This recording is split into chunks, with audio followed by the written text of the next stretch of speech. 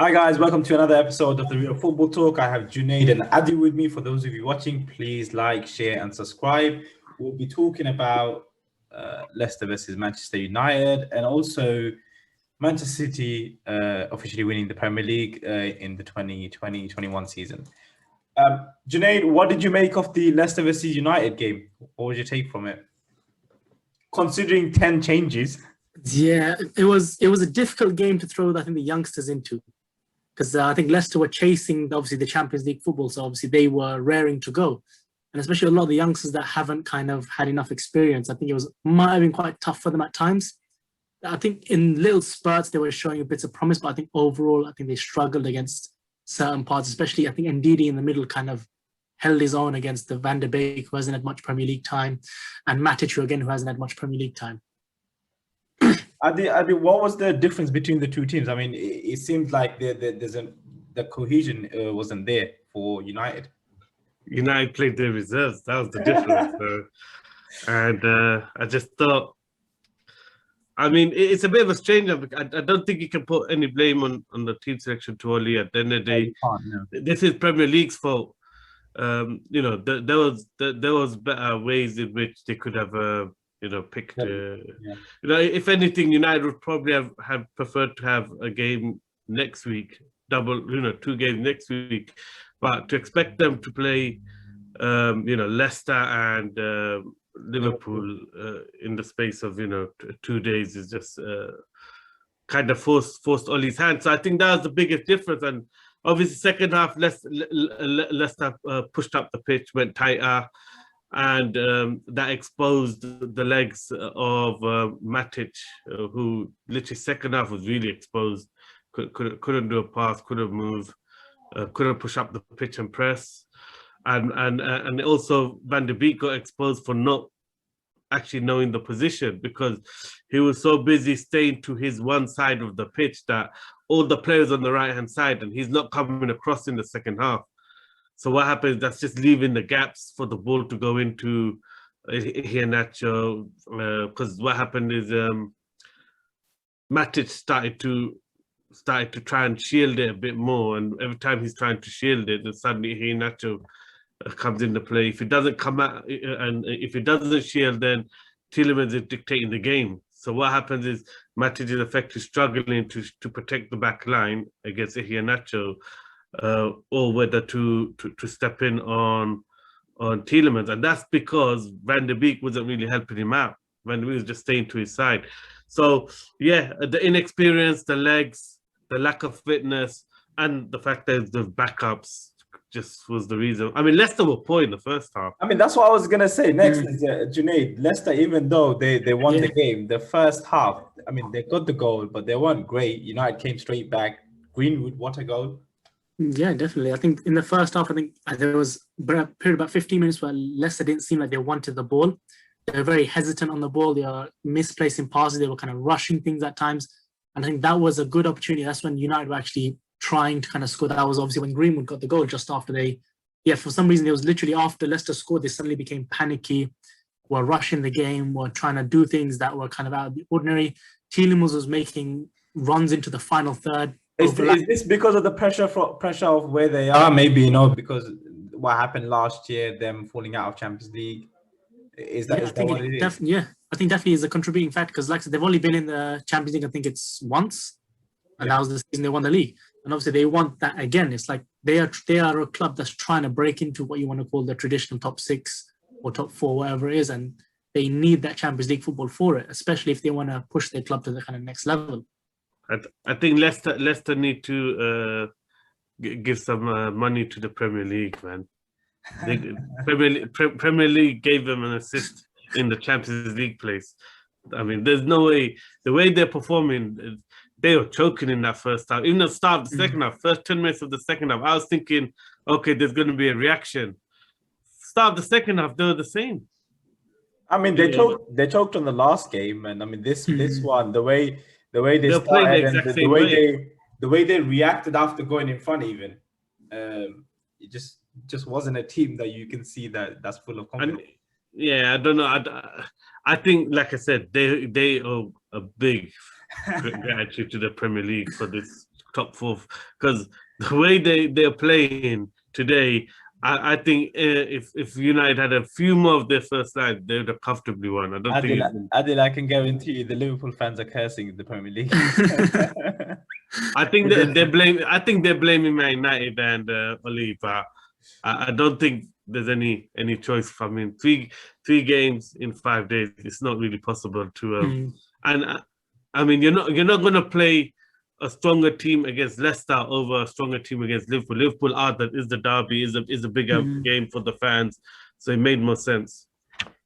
I mean, on the winning goal for Leicester, Adi, what did you make of the defending from Rashford? And I mean, was Ole right to kind of bring Rashford on during the set piece? I mean, that's a problem that we always talk about, not to bring on. I mean, the thing is, because the goal happened, what happens is, everyone's going to highlight it. But the thing is, anyone watches Man United, Ole does this a lot.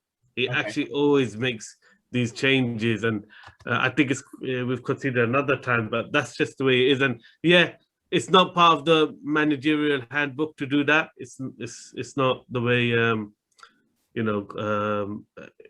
there's good reason for it. It's because you're not quite concentrating in a way and up to the rhythm of the game.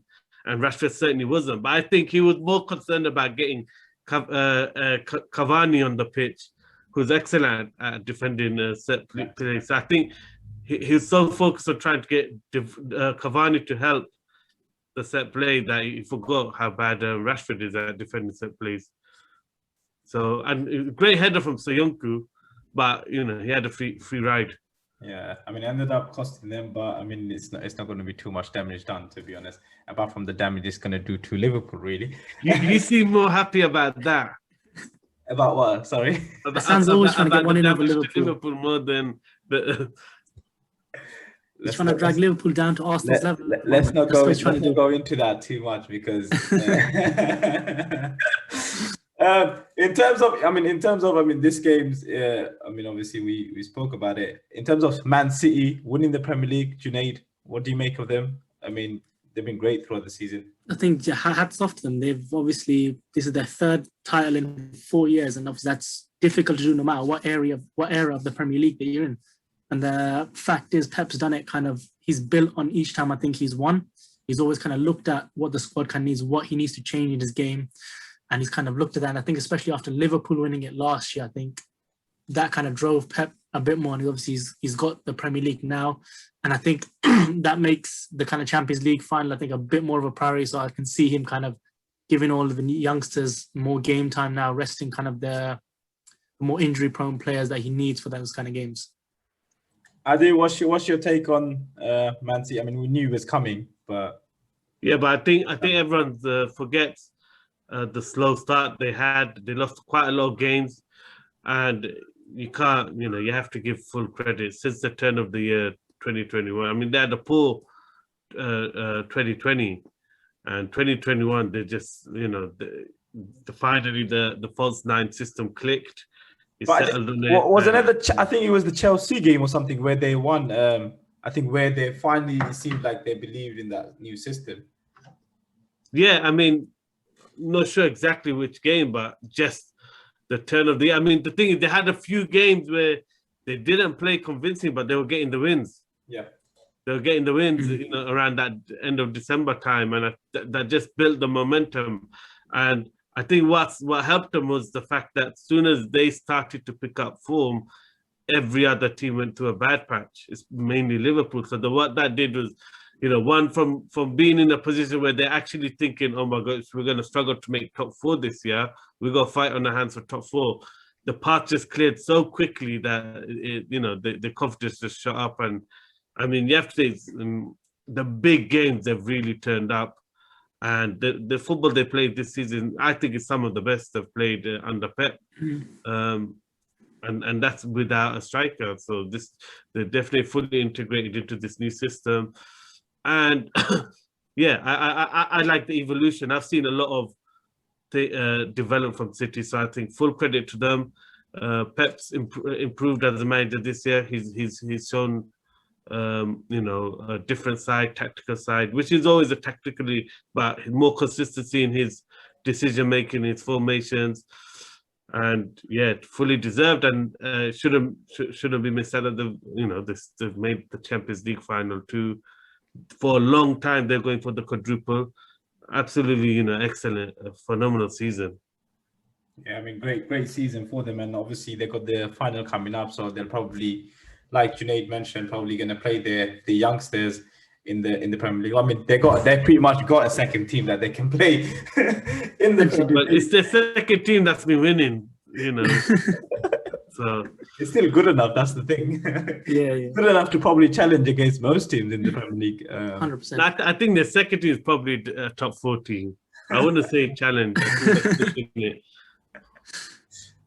I'll say, expanding on something that Adil said, like talking about the kind of football that playing this season. I think a massive kind of a key factor to the Pep game has been having Ruben Diaz at the back, and not just his technical skill, is the fact that his leadership has come in.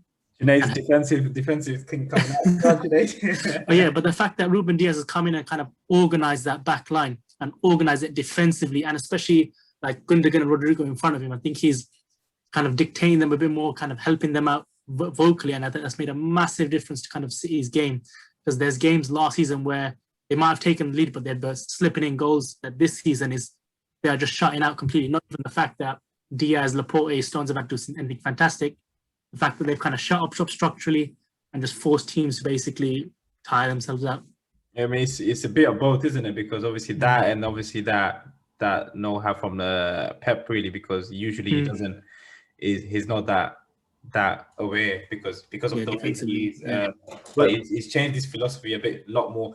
But we also mentioned about Ruben Diaz. I remember talking to Adil at the beginning of the season about, you know, people from I think it was Sporting he came from, where they were saying, yeah, he's just even though he might be 20, Benfica, sorry, even though he's 22, 23, he's a leader, he's a warrior. So clearly see the impact of it. Adil, in terms of next season, I mean, do you think let's go back to Leicester? Do you think Leicester can get the Champions League spot?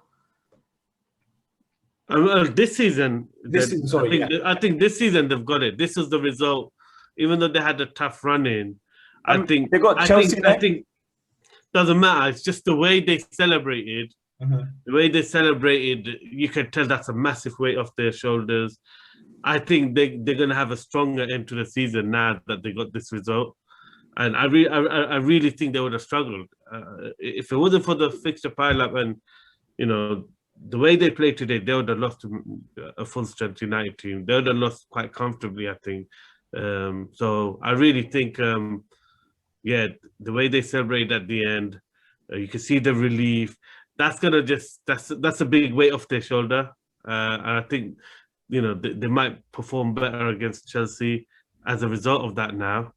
But obviously before that, I mean, they've got the cup final this weekend, so that's more of a priority. It gives them a massive boost even for the cup final, beating United, even though it's a second fiddle United. Thank you both for coming on today, guys. Please like, share, subscribe. As always, we also have more videos coming out. Tomorrow we have the Arsenal versus Chelsea game. On Thursday we'll have the United versus Liverpool game, so do keep an eye out. And as always, please like, share, subscribe. Thank you.